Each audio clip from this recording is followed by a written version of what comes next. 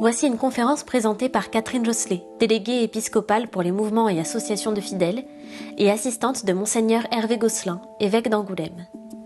Sa conférence, captée au diocèse d'Angoulême, s'intitule « Le diocèse d'Angoulême, des lendemains de la Révolution française à nos jours ». Alors, a priori, le seul qui aura 20 sur 20, et à condition que les réponses soient justes, c'est Laurent Morin. Alors, donc nous allons voir dans une première partie le diocèse d'Angoulême des lendemains de la Révolution française jusqu'à nos jours. Les lendemains de la Révolution française, comme partout en France, sont difficiles. Le nombre des prêtres est passé de 554 à 252, de 1789 à 1803, donc 554 à 252. Les églises se sont délabrées. La population charentaise est devenue pour une large part indifférente à la religion, voire elle est devenue hostile aux prêtres. En 1801 est signé le Concordat. Le Concordat est donc un traité entre la République et le Saint-Siège. La religion catholique en France devient la religion de la majorité des Français. Ce n'est plus la religion donc officielle, ce n'est plus la religion de l'État. Le culte est libre et public, donc ça s'arrange, parce que pendant la Révolution française, ce n'était pas le cas. On a de nouvelles circonscriptions, donc les évêchés prennent de nouvelles circonscriptions, on va en parler tout à l'heure. Les évêques sont nommés par l'État et le gouvernement assure un traitement au clergé. C'est important, on va y revenir, parce que ça évolue au fil de l'histoire. En 1801, donc, les départements actuels de la Charente et de la Dordogne sont réunis pour former un seul diocèse. Et c'est Angoulême qui est le siège épiscopal. Pendant la Révolution française, il faut que certains évêques fuient.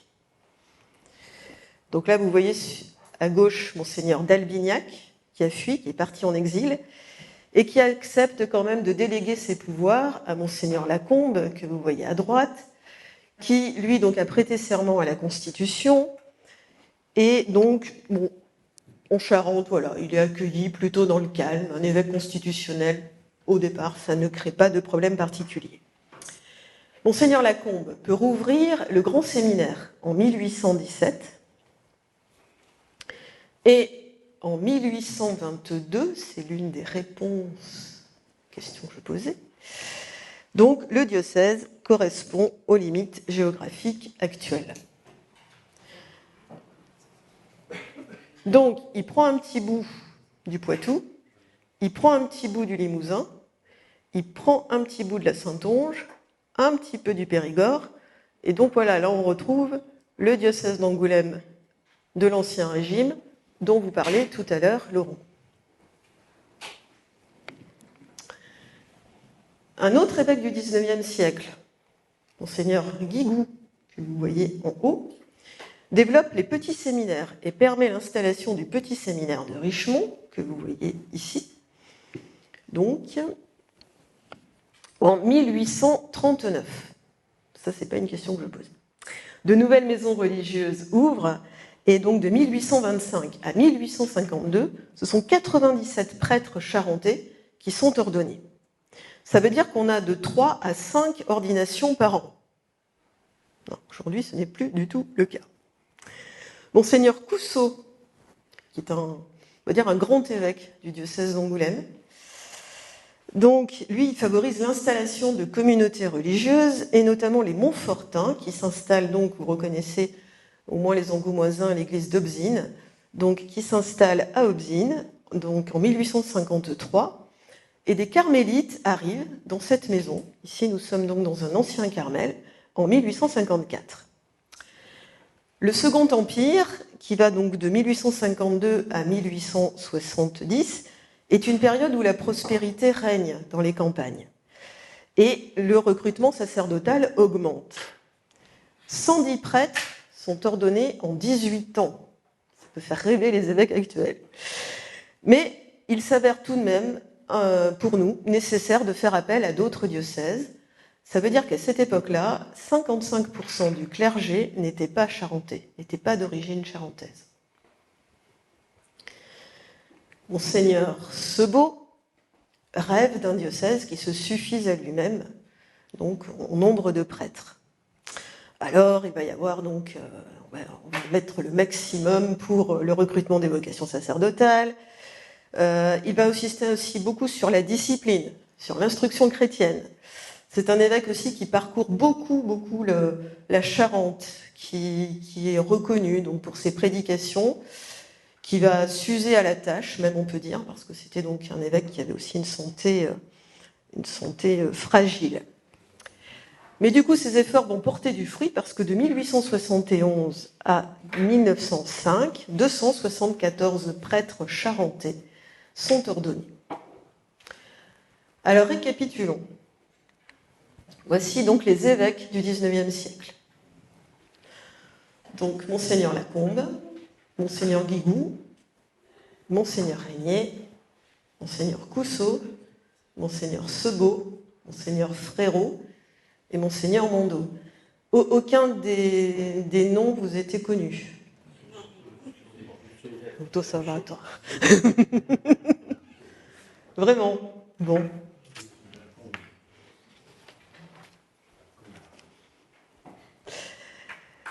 Malgré des paroisses bien pourvues en prêtres, quand même, quand on compte le nombre de prêtres, il y avait un prêtre par clocher, quasiment, la pratique religieuse atteint un niveau, allez, on va dire médiocre, pour ne pas dire critique, et le recteur de l'Académie de Poitiers, en 1858, écrit cela dans un rapport. Donc l'indifférence pour le christianisme est complète, l'impiété s'y montre souvent à découvert. Pour les paysans, le prêtre est inutile, le clergé est médiocre, les églises et les presbytères sont dans un état déplorable. Donc a priori, voilà l'état du diocèse d'Angoulême en 1858. Quelques années plus tard, l'abbé Haïs fait une monographie donc, sur le diocèse d'Angoulême. Et lui, voilà ce qu'il écrit. D'ordinaire, le Charentais croit en Dieu. Il lui accorde même un certain contrôle sur les affaires de ce monde, mais il ne sent pas le besoin d'entrer avec lui en relation plus intime. On se surprendrait parfois à penser que le catholicisme est vraiment quelque chose de trop profond pour que l'âme charentaise puisse jamais le comprendre et le vivre. Dois-je préciser que l'abbé Haïs n'était pas charentais. Les quelques gestes religieux des grandes époques de la vie sont regardés comme des formalités sans importance, mais on tient à ne pas s'en priver. On professe même volontiers qu'il faut de la religion pour maintenir un peu de morale ici-bas. Nous avons souvent entendu exprimer que sans la religion, il n'y aurait rien de défendu. Or, il n'est pas bon, surtout pour les enfants, qu'il n'y ait rien de défendu. Plusieurs prétendent que rien ne ressemble tant à un charentais non pratiquant qu'un charentais pratiquant. Tout en faisant la part de l'exagération, il y a bien du vrai dans cette boutade. Voilà, donc là c'est bon, on est prêt. La Troisième République, qui commence en 1870, va de pair donc avec l'anticléricalisme et la laïcisation de l'État. C'est ainsi que l'enseignement public, donc avec les lois Ferry, devient laïque, obligatoire et gratuit. Donc les lois Ferry, c'est 1881-1882. Et donc, bien entendu, l'enseignement catholique, donc les établissements catholiques tenus par les congrégations, donc là, évidemment, elles vont subir les conséquences.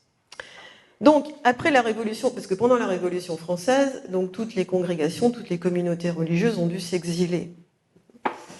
Donc, après la Révolution, les congrégations sont revenues, petit à petit. Mais elles n'étaient pas autorisées par l'État. Mais bon, on a laissé faire.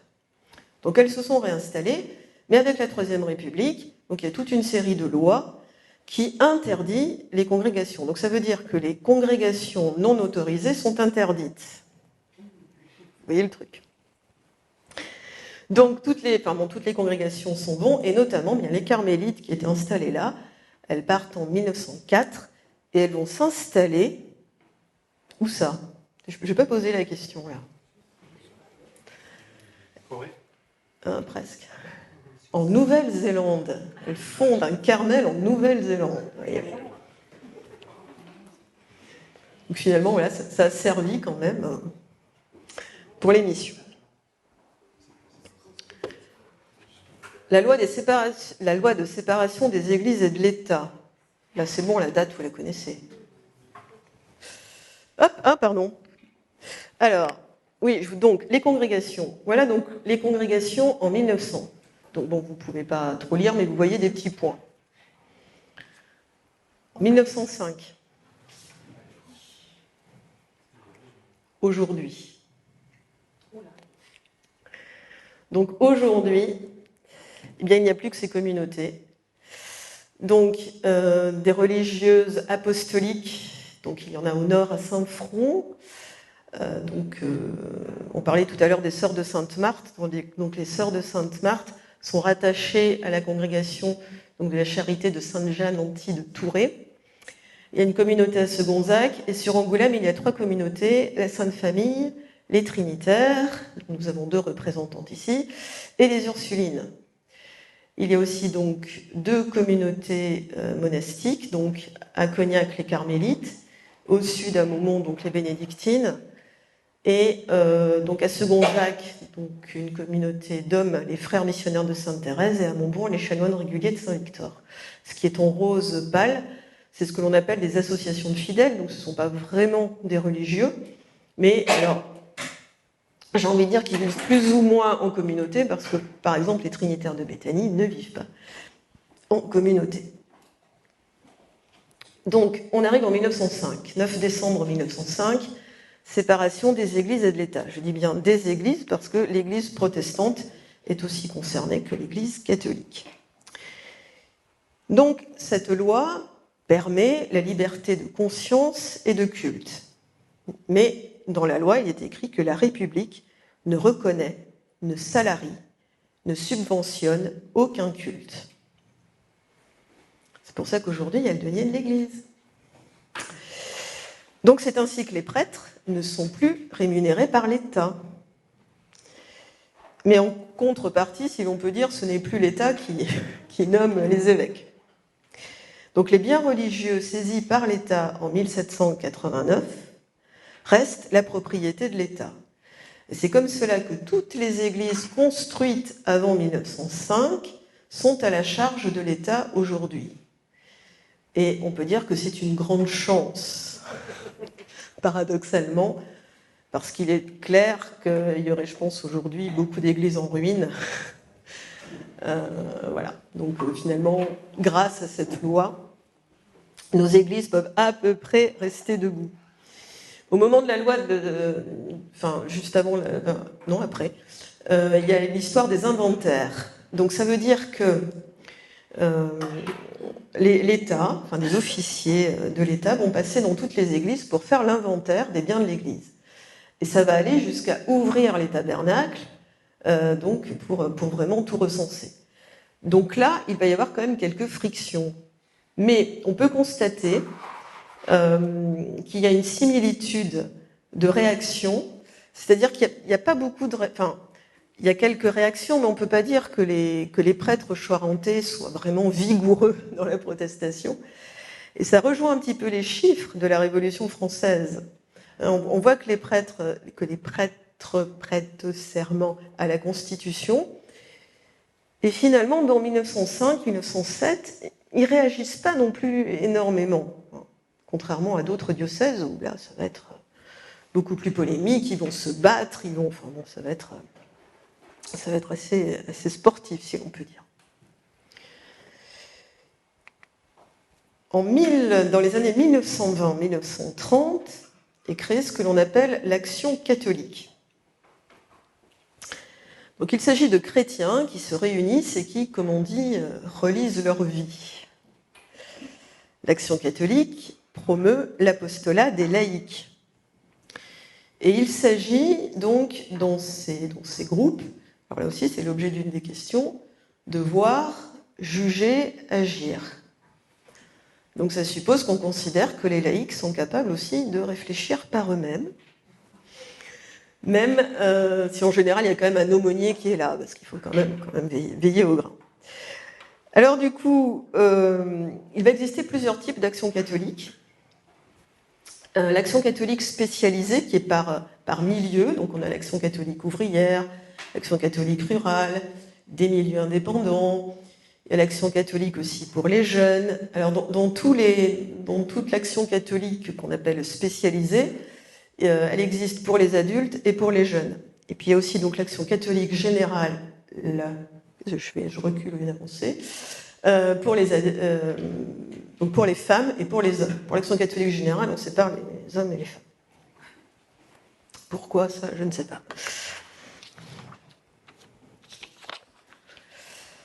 Dans notre diocèse, c'est surtout l'action catholique rurale qui est très vivante, qui va être vivante encore jusque dans les années 80, on va dire. Et les militants d'Action catholique, on voit vraiment une réelle conscience du rapport Église-société, Église et monde. Et beaucoup de militants, comme on disait, d'Action catholique s'engagent soit dans la vie politique, soit dans la vie sociale, la vie associative. On voit vraiment que c'est un beau vivier, finalement.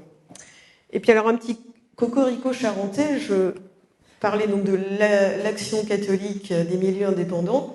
C'est une Charentaise, Marie-Louise Monnet, que vous voyez, qui est la sœur de Jean Monnet, père de l'Europe, donc cognaçaise, et qui fonde l'ACI, donc l'Action catholique pour les milieux indépendants. Et on la voit à droite avec le pape Paul VI, parce qu'elle est invitée, elle fait partie des rares auditrices laïques à être invitée lors de la 3e session du Concile Vatican II. Hein? Enterré à Cherves de Cognac. Voilà, donc enterré à Cherves, Richelieu. Concile Vatican II. Alors là, s'il y a bien des dates à savoir, et s'il faut bien retenir cela, c'est le Concile Vatican II. Donc en 1959, on a Jean XXIII qui est pape, qui est un petit peu âgé, fatigué, et voilà qu'il annonce un concile. Quelle drôle d'idée. Bon, d'abord, personne ne sait ce qu'est un concile. Le dernier concile, il remonte à 1870. Bon, un concile, c'est une affaire d'évêques, donc on peut dire que les catholiques de base, entre guillemets, ne se sentent vraiment pas concernés par cela. Bien évidemment, il n'y a pas non plus tous les médias dont on dispose aujourd'hui, donc le concile, c'est vraiment un événement très, très lointain. Et c'est Monseigneur Quérotret qui participe au concile, parce que Monseigneur Quérotret est nommé évêque coadjuteur en 1962, donc au tout début. Donc s'il est coadjuteur, ça veut dire que Monseigneur Ménien, son prédécesseur, est encore là. Mais Monseigneur Ménien, donc, s'il demande un coadjuteur, c'est parce qu'il est fatigué, donc ce n'est pas lui qui ira à Rome, donc c'est Monseigneur Quérotret qui sera présent à toutes les sessions.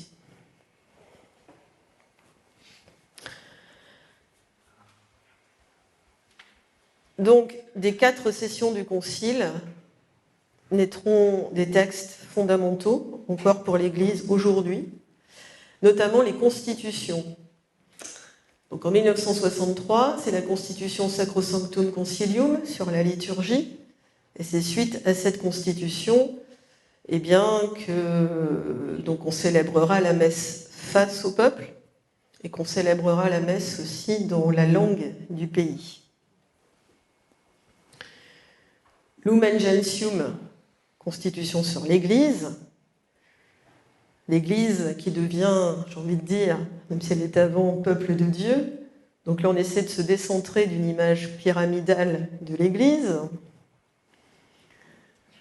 Dei Verbum en 1965, donc sur la révélation divine, et Gaudium et Spes en 1965, sur l'Église dans le monde de ce temps. Donc toutes ces constitutions sont très importantes. Dans Lumen Gentium, on parle du sacerdoce commun. Et je vais vous lire un extrait. de Lumen Gentium, enfin des extraits. Si donc, dans l'Église, tous ne marchent pas sur le même chemin, donc ça veut dire prêtres et laïcs, donc ne marchent pas sur le même chemin, tous, cependant, sont appelés à la sainteté et ont reçu une foi qui les rend égaux dans la justice du Christ. Il règne entre tous une véritable égalité. Les pasteurs de l'Église qui suivent l'exemple du Seigneur sont au service les uns des autres et au service des autres fidèles, qui apportent de leur côté aux pasteurs le concours joyeux de leur aide. C'est écrit. Ainsi, dans la diversité même, tous rendent témoignage de l'admirable dignité qui règne dans le corps du Christ. En effet, la diversité même des grâces, des ministères, contribue à lier les fils de Dieu en un tout. À ces constitutions s'ajoutent aussi d'autres textes que l'on appelle les décrets et les déclarations. La réforme liturgique est globalement bien acceptée en Charente, il n'y a pas... voilà. Et puis, il y a aussi, donc, peu à peu, va se développer la notion de la corresponsabilité, donc entre prêtres et laïcs et religieuses. On va parler un moment des équipes PRL, prêtres religieuses laïques. Parce que déjà, l'Action catholique avait façonné aussi un peu le terrain. Voilà, donc l'Action catholique, c'est être missionnaire dans son milieu de vie. Par rapport au concile, donc le seul moyen finalement de communication de l'époque, c'était les articles de Monseigneur Quérautré dans la semaine religieuse. Il n'y avait pas RCF à l'époque. Alors voilà ce qu'il écrivait. Alors c'est vraiment un tout petit extrait parce que c'était des textes très très longs. Donc ça c'est en 1963. Ça veut dire 1 an avant que soit votée la Constitution Lumen Gentium. L'image froide de la pyramide fait place à une image plus vivante, celle d'un corps où tous les membres étroitement unis et soudés vivent de l'Esprit Saint. Celle d'un peuple organisé où les hommes en cordée, sous la conduite de leur chef, cheminent sur la terre, en marche vers la maison du Père. C'est nous tous, du plus petit au plus grand, qui sommes le peuple de Dieu. Ce Dieu nous a choisis. Il nous a tous marqués de la grâce du baptême. Il nous appelle tous à devenir des saints et d'abord à vivre comme des frères. Il n'y a pas deux saintetés. Tous, à des titres différents et selon leur mission, doivent révéler au monde le Dieu vivant et le plus humble chrétien dans son foyer, dans ses champs, dans son commerce ou son usine, doit proclamer que Jésus est Seigneur et Sauveur. Donc ça, c'est un peu nouveau à l'époque. Et peut-être qu'aujourd'hui, des fois, c'est un peu aussi compliqué. Mais voilà. Donc le concile va peu à peu se mettre en place. Bon, il va y avoir quelques tensions, quelques frictions, sinon c'est pas drôle. Mais bon, voilà. Donc des conseils vont se mettre en place aussi, dont je vais vous parler tout à l'heure. Et puis, on va refaire un bond dans l'histoire. On arrive au synode diocésain. Là aussi, c'est fondamental dans notre histoire. Le synode diocésain de la Pentecôte 1988, donc à l'initiative de Monseigneur Rolle. Donc nous sommes, il me semble, le 2e diocèse de France à vivre un synode diocésain après le concile. Donc nous étions à la pointe. Il faut 1 an de consultation. Donc là, c'était un énorme travail. Il y avait des questionnaires par thème. Enfin, certains d'ailleurs ici l'ont peut-être vécu. Le concile de 88, hein, oui. Donc des questionnaires, c'était un énorme travail. Et à la Pentecôte 1988, donc des délégués se sont réunis. La voix des laïcs avait autant de poids que la voix des prêtres. Et donc, des actes du synode ont été promulgués. Alors, vous voyez le titre du synode, « Faire route ensemble ». Alors déjà, c'est ce que signifie synode, hein, cheminer. Mais on peut dire qu'aujourd'hui, on entend ça encore. Hein, dans quelques semaines, il y a un synode donc, qui, lui, se tient à Rome. C'est faire route ensemble. Voilà les titres des actes du synode. Donc un peuple de baptisés qui se réjouit de son Dieu, l'Église sacrement, témoin du Christ au milieu des hommes, et une Église dont tous les membres sont concernés par la mission. Donc c'est encore un texte d'actualité, complètement d'actualité. 2005, un autre synode, qui lui est convoqué donc par Monseigneur d'Agence. Le titre est... Alors on sent une différence dans le vocabulaire, enfin voilà, on voit que c'est différent. Manifester le dynamisme de l'Évangile. Et les sous-titres sont « Aller au cœur du mystère de Dieu »,« Vaincre nos peurs pour annoncer l'Évangile » et « Tenir notre place dans la société ». Ceux qui ont entendu ou lu Monseigneur d'Agence, on sent que c'est du d'Agence, si je puis dire, pur. C'est vraiment donc ces lignes pastorales qui donc ont guidé le diocèse pendant son épiscopat. Au long des années de l'épiscopat de Monseigneur d'Agence, donc des orientations diocésaines ont été votées, elles ont été travaillées, elles ont été publiées. Donc là, ça faisait aussi l'objet d'une question, mais alors vous allez voir, je pense même peut-être que Laurent, tu les as peut-être pas trouvés tous les textes. Ah ouais, bah tu vois. Alors peut-être que certains textes mériteraient un petit lifting, on va dire. Enfin, quand même. Donc, en 1994, relais du Christ et de l'Église, pardon. Donc, vous savez, peut-être plus partout maintenant, enfin, en principe, il y a des relais à peu près dans chaque commune, normalement. 97, des orientations pour la pastorale des funérailles. 2003, pour la profession de foi des jeunes. 2003 toujours, proposer la foi aux futurs mariés. 2009, orientation diocésaine pour accompagner vers la confirmation. 2011, alors là aussi il y a eu un grand rassemblement, ouvrir à la joie de croire en Dieu. Donc c'était une orientation pour l'initiation à la foi et à la vie chrétienne à tout âge. Un texte très important. Je ne dis pas ça parce que Laurent est un des auteurs. Communauté chrétienne et vie et ministère des prêtres en Charente. La charte des équipes d'animation pastorale, je vais en reparler. Donc elle a deux versions, si l'on peut dire. Elle a été un peu réactualisée en 2019, autrement elle date de... Oui, première version 2007 et deuxième version 2019.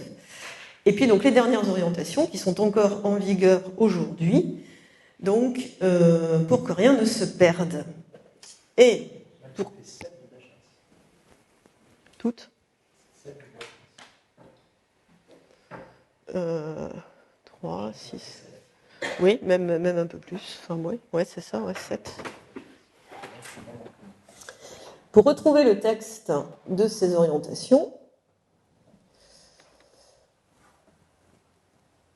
vous pouvez aller sur le site du diocèse. Donc, je vous montre où trouver le texte. Donc, quand vous êtes sur la page d'accueil du site, donc vous allez le diocèse, les publications, et donc vous pouvez télécharger toutes les orientations.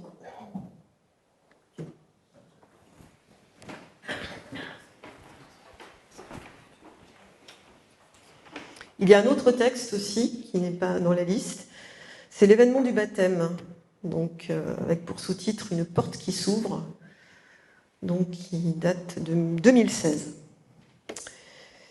Alors nous allons revenir sur les orientations diocésaines de 2018 dans quelques instants, mais là on fait un point.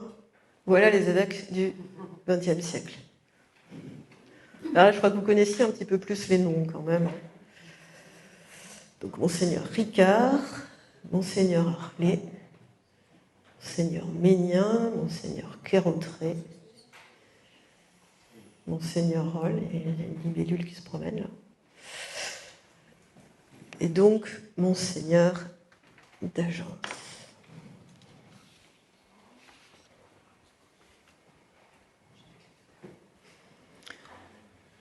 Voilà donc un survol aussi de l'histoire du diocèse, de la Révolution française à aujourd'hui. Oui, effectivement, ce sont des épiscopales longs, comme le souligne Laurent. Alors, le premier, pas trop. Mais alors, le premier, c'est qu'après, il va à l'évêché de Auch. Mais autrement, c'est vrai, mais enfin, même au 19e, hein, ce sont quand même des épiscopales longs. Bon, donc on peut voir. Bon, je crois que le plus long, finalement, c'est quand même celui de. Non, oui, Monseigneur Ménien, c'est pas mal. Monseigneur d'Agence. Marley, oui. Les évêques bougeaient beaucoup moins qu'ils ne bougent aujourd'hui. Aujourd'hui, ça dépend évidemment. Enfin, en général, ils bougent pas mal, pardon. C'est bon ? L'organisation d'un diocèse. Vaste sujet. D'abord, qu'est-ce que c'est un diocèse ?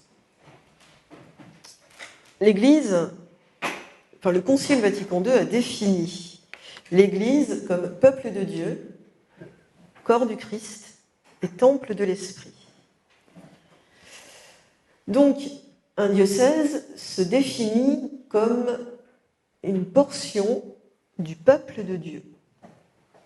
Un diocèse, ce n'est pas d'abord un territoire, ni des structures, ni une circonscription, ni une organisation. C'est avant tout un peuple. Le peuple des baptisés. Le peuple des disciples de Jésus qui vit dans un lieu donné. Le diocèse est ce que l'on appelle une église particulière. C'est-à-dire qu'elle reçoit du Christ tout ce qui lui est nécessaire pour être église du Christ. En particulier le don de l'Esprit Saint et les 3 structures ecclésiales fondamentales. Pour qu'il existe un diocèse, donc il faut que l'évangile soit annoncé, que l'Eucharistie soit célébrée et qu'il y ait un évêque. Pas de diocèse sans évêque.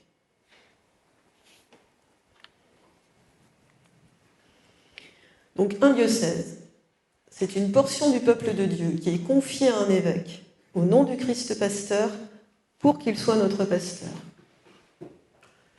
Coopère à son ministère le presbyterium, donc les presbytres, pas presbytes, donc les prêtres qui partagent son ministère pastoral, les diacres qui sont des ministres ordonnés, et des laïcs, dont certains, donc les lèmes, ce sont les laïcs en mission ecclésiale, qui reçoivent donc une lettre de mission particulière pour une mission particulière. L'évêque est aidé des différents conseils et de tous les services et mouvements qui coordonnent, stimulent, animent les différentes dimensions de la mission de l'Église. Je vais revenir sur ces conseils et ces services. Je viens de dire qu'un diocèse, ce n'est pas d'abord un territoire, mais c'est quand même un territoire.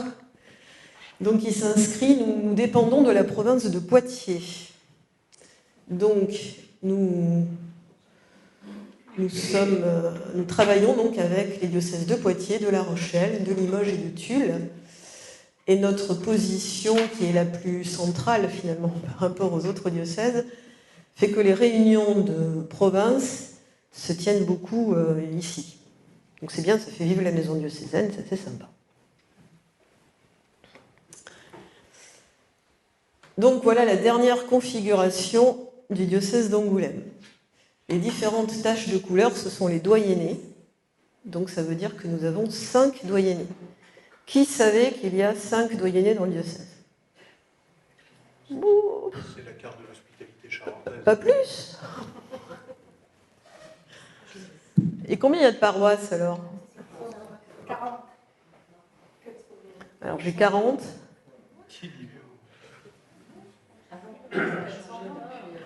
420. Oui, mais j'entends 420. C'est vrai qu'il y a eu 4. Il y a eu, mais il n'y a plus.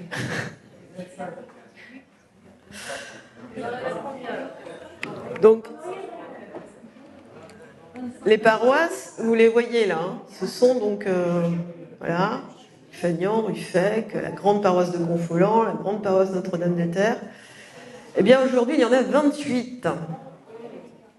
Il y en a 28, même on peut dire, depuis dimanche dernier, parce que dimanche dernier, il y a 2 paroisses qui ont fusionné pour devenir donc la paroisse Sainte-Joséphine Bakita sur Angoulême. Donc, alors là, il manque. Alors bon, bon, évidemment, c'est pas du tout lisible, hein, mais là, dans le centre-ville d'Angoulême, donc il y a aussi des paroisses. Donc la paroisse des Saints-Apôtres, la cathédrale, la paroisse du Sacré-Cœur, j'en oubliais, la paroisse Saint-Cybard sur Charente-et-Noire, je ne sais si elle est mise. Hein? Je crois que j'ai tout dit. Hein? Voilà, plus Sainte-Joséphine Bakita. Question à la cour. C'est quoi les deux petites en blanc là, sur le soleil C'est ça. Alors, la question, c'est vrai, voilà, donc ces deux petites communes, en fait, donc, qui sont du département de la Charente, bah, elles sont desservies quand même par le diocèse d'à côté. Et il me semble qu'il y a une paroisse, c'est bon. Non, là c'est celle qu'on récupère les gendarmes. Voilà. Et inversement, ils sont récupérés des communes. Il n'y a rien du tout sur le truc. Il y a un transfert de deux communes d'un côté de l'autre. Oui, bon, il y a eu un trafic à une époque.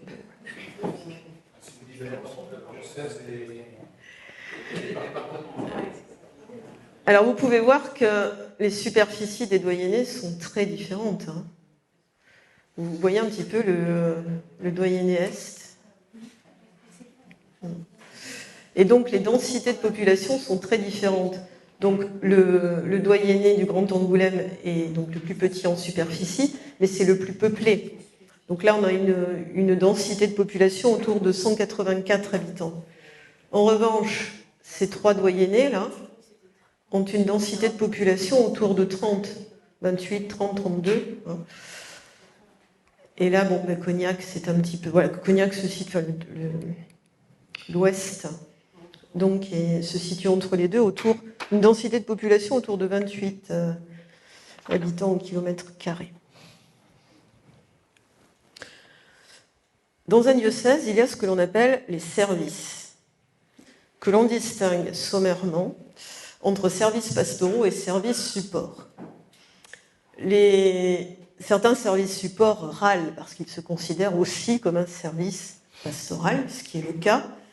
On les considère comme services supports parce qu'ils sont au service finalement des autres services.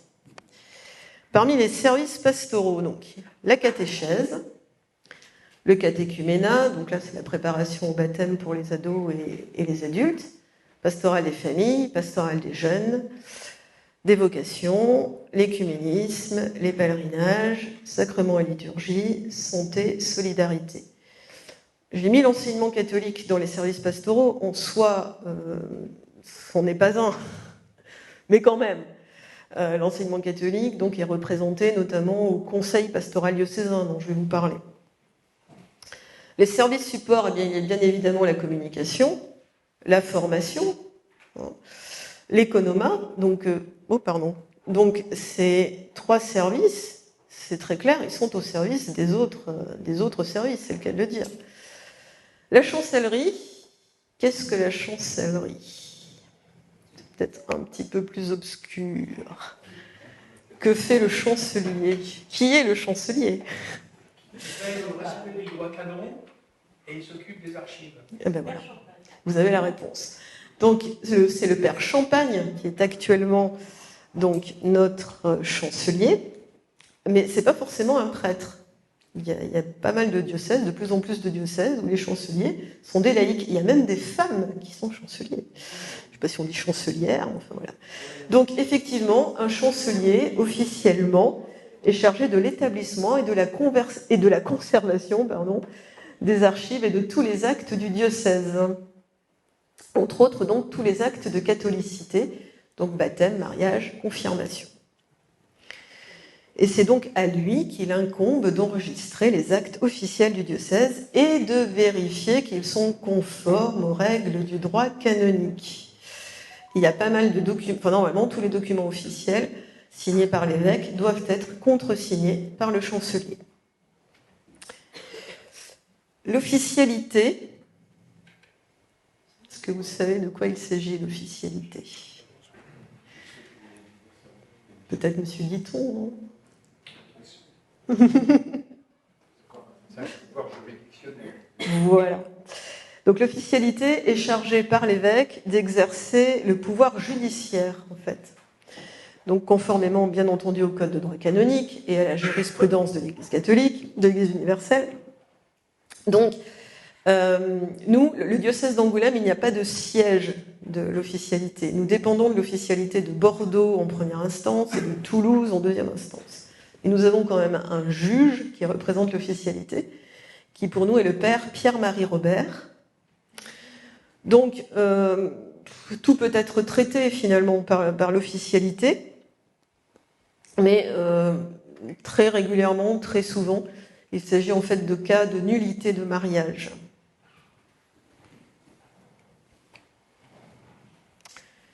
Et puis bien entendu, le service des archives et de la bibliothèque, le service des bâtiments du culte, parce que même si c'est plus nous qui finançons les travaux, on a quand même un droit de regard sur ce qui est fait dans les églises. Et puis, j'ai considéré aussi la maison diocésaine comme un service support, parce que si on n'avait pas cette maison, voilà, je pense qu'il y aurait quand même quelques difficultés. Pour la petite histoire, les archives et la bibliothèque vont être fermées là, pendant sans doute plusieurs mois, parce que donc des travaux vont être entrepris sans doute début de l'année 2024. Donc il faut tout refaire, il faut enlever l'amiante, il faut... voilà. Un service pastoral est composé de plusieurs structures, dirons-nous. Donc il peut y avoir des mouvements, il peut y avoir des aumôneries, il peut y avoir d'autres choses. Prenons l'exemple de la pastorale des jeunes. Il y a des mouvements, par exemple le scoutisme, les scouts de France, les scouts d'Europe. Il peut y avoir des aumôneries. Donc les aumôneries, soit dans les établissements scolaires, soit en paroisse, dans les établissements publics, dans les établissements privés. Et puis il peut y avoir d'autres choses, par exemple les patronages. Ça redevient très, très à la mode. Dans le service de la solidarité, par exemple, il va y avoir l'aumônerie des gens du voyage, l'aumônerie de la prison. Il va y avoir des ONG, presque des associations caritatives, hein, comme le Secours catholique, comme le CCFD. Et puis il peut y avoir aussi l'Ordre de Malte, par exemple. Donc il y a toute une diversité. Au service pastoraux et administratifs s'ajoutent donc les conseils dans l'Église diocésaine. Donc les conseils, c'est la gouvernance. 5 conseils présidés par l'évêque. Le conseil épiscopal, le conseil presbytéral, le conseil pastoral diocésain, le conseil diocésain des affaires économiques et le collège des consulteurs. Ne ris pas. Et d'autres conseils, donc le conseil de la communication et le conseil de la solidarité. On va rentrer dans les détails. Alors, celui-là, je voulais pas mentionner, mais le synode diocésain, en fait, est le premier et le plus ancien des conseils. Et c'est normalement en synode que l'évêque prend les grandes décisions et orientations du diocèse. Les membres du synode, donc qui sont des représentants des ministres ordonnés, des consacrés, des laïcs, donc rendent présent par leur diversité l'ensemble de l'Église. Les textes proposés par le synode, donc auxquels l'évêque apposera sa signature, deviennent force juridique. Et donc les synodes les plus récents datent de 1988 et de 2005. Je pense que maintenant, les dates des synodes sont bien ancrées dans votre tête. Conseil épiscopal. Conseil épiscopal est le conseil privé de l'évêque. Il a un rôle pastoral comme conseiller immédiat et habituel de l'évêque. Il n'a aucune compétence juridique. L'évêque peut y prendre seul les décisions, sans aucune formalité juridique. Ce conseil a un grand rôle, même s'il est à peine mentionné dans le Code de droit canonique. Et d'ailleurs, il n'est même pas obligatoire. Aujourd'hui, le conseil épiscopal a 7 membres, donc avec l'évêque, il y a le vicaire général, évidemment, donc le père Michel Granger, 2 prêtres, donc le père Emmanuel Granger, qui donc est sur Montbron, le père Denis Trinet, depuis la rentrée, donc, qui est à Angoulême, et puis donc 3 laïcs, l'économe, Alexis Jean Lambert, et donc 2 femmes, Cécile Miquel et Laurence Tellier. Très régulièrement, le conseil épiscopal se réunit avec les doyens. Donc les doyens, ce sont les prêtres responsables des doyennés que je vous ai montré tout à l'heure. Donc les doyens sont le père Benoît Lecomte pour le sud, le père Michel Granger pour le nord, qui donc est aussi vicaire général. Pour le Grand Angoulême, c'est le père Frédéric Volo. À l'ouest, le père Pierre-Marie Robert. Et à l'est, le père Michel Fernandez. Le conseil presbytéral, lui, est obligatoire. Et d'une façon plutôt logique, il émane effectivement du presbytérium. Dans la plupart du diocèse, il s'agit d'une élection. Puis de très longtemps dans notre diocèse, ça s'est passé comme ça. C'est une élection. Depuis les débuts de l'épiscopat du père Gosselin, étant donné j'ai envie de dire qu'on ne déborde pas de prêtres, il a été décidé que tous les prêtres actifs, on considère prêtres actifs les prêtres en dessous de l'âge de 75 ans, donc font partie du conseil presbytéral. S'ajoutent 3 prêtres au-dessus de 75 ans qui sont élus par leur père. Donc on a un beau conseil presbytéral, à peu près 35 membres. Donc voilà, donc ces statuts ont été modifiés en 2016. Ce conseil se réunit 2-3 fois par an et il y a aussi assez régulièrement un temps commun avec ce que l'on appelle le conseil pastoral diocésain dont je vais vous parler. Puisque j'évoque le conseil presbytéral, c'est-à-dire les prêtres, on va faire une petite parenthèse sur le nombre de prêtres incardinés depuis 2009, de 2009 à aujourd'hui. Quand je dis aujourd'hui, c'est aujourd'hui, c'est vraiment à l'heure H. J'ai tenu compte de tout, donc on passe d'un peu plus de 75 prêtres en 2009 à 39 prêtres en 2023. Donc on voit que les années 2020-2023, ça se maintient autour de 40. Quand je dis nombre de prêtres incardinés, ça veut dire que ce sont des prêtres qui dépendent directement du diocèse d'Angoulême, qui ont été ordonnés dans le diocèse d'Angoulême, ou qui ont demandé donc, ce que l'on appelle l'incardination, donc des religieux qui sont devenus prêtres diocésains notamment, ou des prêtres d'autres diocèses qui ont demandé à être rattachés à Angoulême. Et là, ça concerne toutes les tranches d'âge. Donc sont bien comptabilisés les prêtres au-dessus de 75 ans. Prêtres incardinés aujourd'hui, 39. Les prêtres actifs, alors en dessous là, de 75 ans, donc en 2008, les prêtres, donc en bleu, ce sont les prêtres du diocèse, les prêtres séculiers, comme on dit, incardinés au diocèse. Donc vous voyez, ils étaient 36 en 2008. En orange, il s'agit des prêtres séculiers non incardinés, donc ça veut dire des prêtres d'autres diocèses. Donc ils étaient 4 et 18 prêtres religieux en gris. En 2023, des communautés religieuses sont parties, notamment les frères de Saint-Jean, donc il n'y a plus que 7 prêtres religieux. Le nombre de prêtres séculiers qui ne sont pas originaires du diocèse, notamment il y a de plus en plus de prêtres étrangers, donc ils sont 14 aujourd'hui. Alors pas tout à fait, parce qu'il y en a encore 2 qui sont dans leur pays, mais qui devraient arriver incessamment sous peu. Et donc les prêtres séculiers incardinés, on est pile poil à la moitié, 21 prêtres. Et encore, j'ai été généreuse, parce que j'ai compté vraiment strictement, j'ai pris la règle en dessous de 75 ans, mais parmi ces prêtres-là, certains déjà ont de gros problèmes de santé, donc ne sont pas actifs au sens strict. Donc on est en dessous de 21. Hein. Est-ce que j'ai compté Guérouge ? Oui, j'ai compté aussi des prêtres qui ne résident pas dans le diocèse, oui. Donc voilà, donc on est bien. Bon, alors le Laurent résume à une quinzaine de prêtres. Oui, c'est ça. Vraiment actif, si je puis dire, dans le diocèse actuellement, c'est cela. Et donc, effectivement, très récemment, il y a le prêtre de Montmoreau, donc, qui dépendait du diocèse de Belle et Ars, a demandé à être incardiné. Donc ça fait un prêtre donc, qui comptait aussi, donc un prêtre charentais de plus.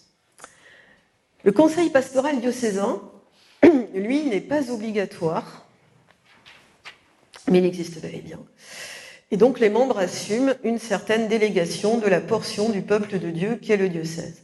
Donc dans les statuts du conseil pastoral diocésain, qui ont été revus assez récemment, 2017, voilà.